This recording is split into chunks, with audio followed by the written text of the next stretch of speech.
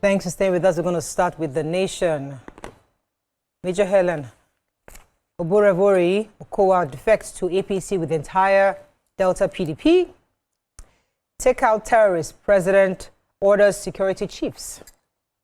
Federal government releases 50 billion naira to varsity unions as earned allowances.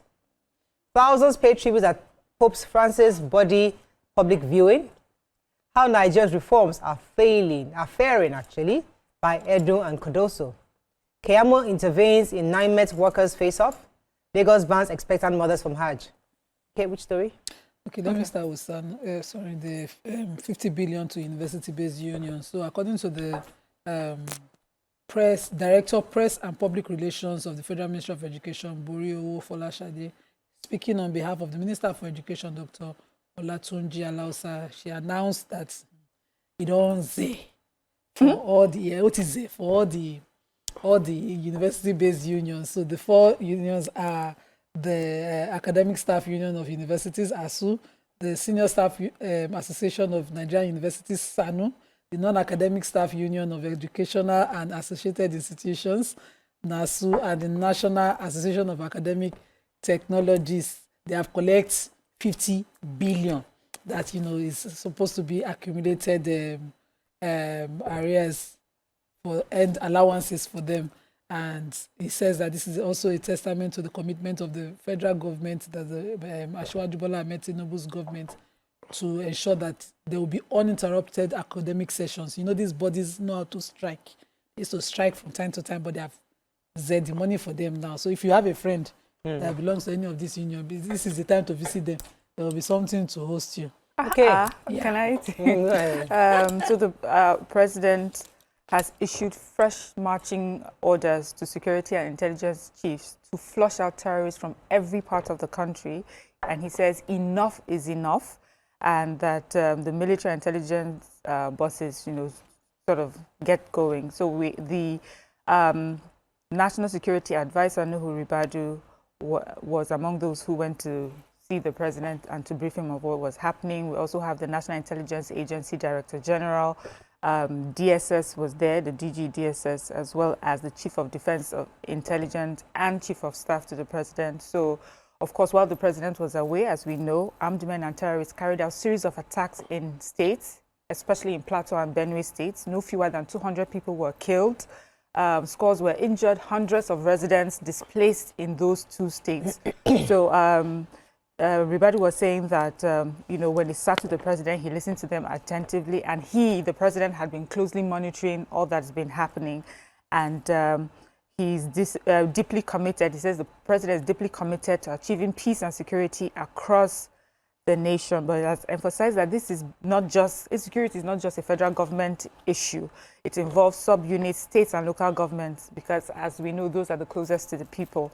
And the president has instructed them to work more closely with governors, traditional rulers, community leaders, especially where these issues are rooted in local conflict.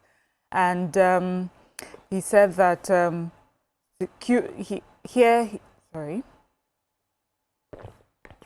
So anyways, just to end it, he says that, the presidency is has instructed them to go out and do better.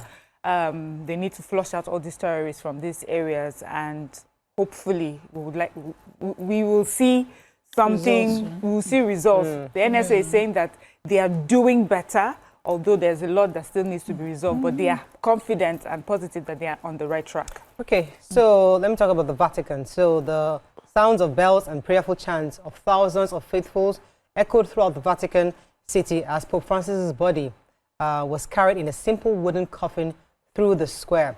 In a solemn procession yesterday, 2 long columns of cardinals and Vatican officials escorted Pope Francis' body from the Duomo Sancta Marta, the residence where he died, to St. Peter's Basilica, where it will remain until the funeral on Saturday. In the square, a large crowd of mourners waited to pay their final respects. There was a particular lady who was actually volunteering. She lived in New Jersey, and she came around, and she was really excited because she was there doing the farewell when he was actually giving the message, the Easter message. And then next, finally, he passed on. So she felt really privileged to be around in that kind of season. But to the lots of Catholic faithfuls, I know it's a time of mourning for them, and we just pray that his soul rest in peace. Yeah, so I took the Lagos bans expectant women from attending Hajj. It says that it was announced by the Commissioner for Home Affairs, Olanrewaju Ibrahim Layode, he said in an interview to the Nation that the physical demands on the pregnant ladies going for Hajj is too rigorous for them. That they're going from Makkah to Medina, and they named about 4 places that they go: Medina, Makkah, the Tawaf, the Safa, Marwa. It says so. It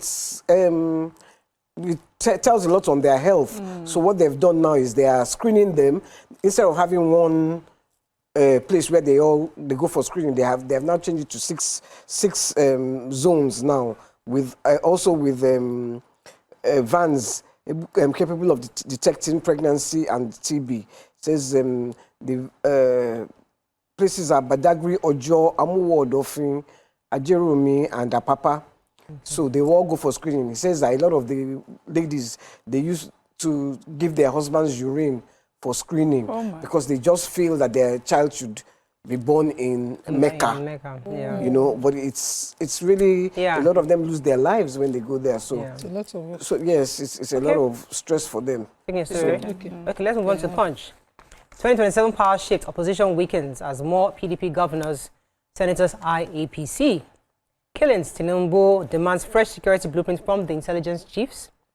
U.S. indicts Nigerian for $690,000 scam with false citizen claim. Lagos local government chair aspirant withdraws for Obasa's son. Federal government grants tax waivers to Dangote, Mikano, and 10 others. INEC moves to legalize voting without PVC. How is that possible? Okay, Can I take that? Yes, please. Okay, so INEC has expressed the willingness to allow eligible Nigerians without PVC to vote in the 2027 general election, but he insists that, but INEC is insisting that there has to be a legislative amendment, of course, to back it.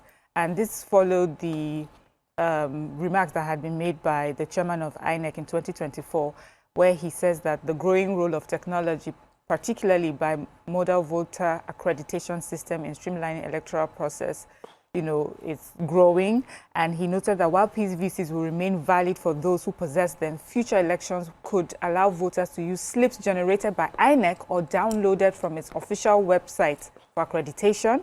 And it says this would lower costs, ease logistical burden, and curb the misuse of voter cards. They also believe that with the bimodal voter accreditation system, the use of PVCs as sole means of identification for voter accreditation on election day should also be reviewed.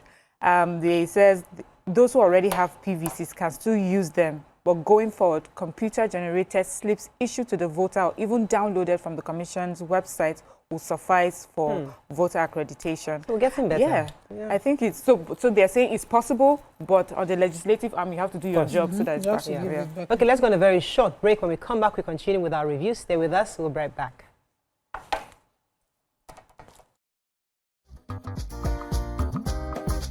Stay tuned. Your View will be right back.